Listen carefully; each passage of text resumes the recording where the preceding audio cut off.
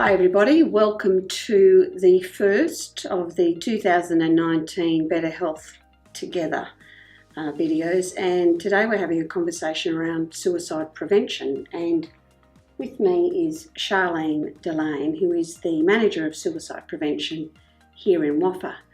This is a very topical issue. Many of you will have noticed or read or heard about the coroner's inquest into a number of suicides that happened here in WA, and I have to say it was very salient reading. Sharleen, what's your view about the importance of community in suicide prevention?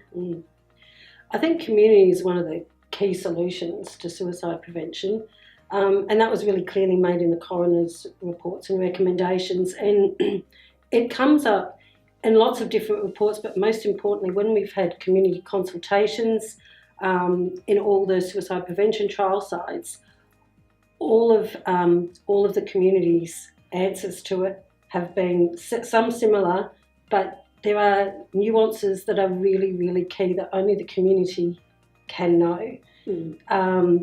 And some of the different solutions that communities and innovations across WA is inspiring, and some of the strength, really looking at what is in a community and what is the strength and what can be built on. One of the unfortunate elements of a suicide is the ripple effect it has out to many others. And we know that that could be in the hundreds of people in some places.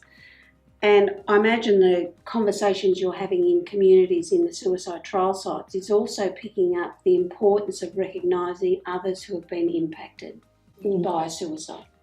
That's certainly happening with all the trial sites, but particularly in the Perth South. One of the things that we're looking at is better responses in the community, because I know some years ago when there were some tragic losses from suicide, there were a lot of services and people who really wanted to do things and wanted to support and help, but it was difficult to know where and who to contact and how to talk to and how to do it respectfully.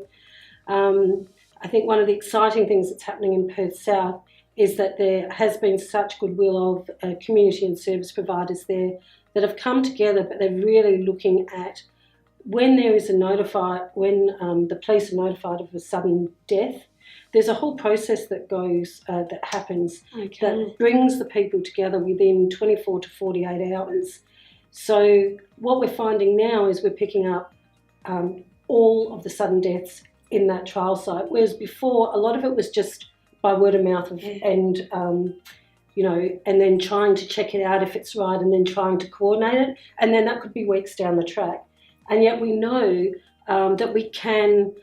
It is a really good preventative thing to do if we can get in and respond and support people after a sudden loss earlier. And we are involved in 3 trials, suicide prevention trial sites, the Kimberley in the Midwest and then in Perth South. They all have very different contextual factors. I'm a bit interested to hear from you, apart from the unique qualities that come out from each community, are there other important learnings that are, bubbling to the surface that you think are important to be shared? I think probably one of the main ones is that community, I think, is the key, and integrating and coordinating community to get good primary health care, connection to good primary health care.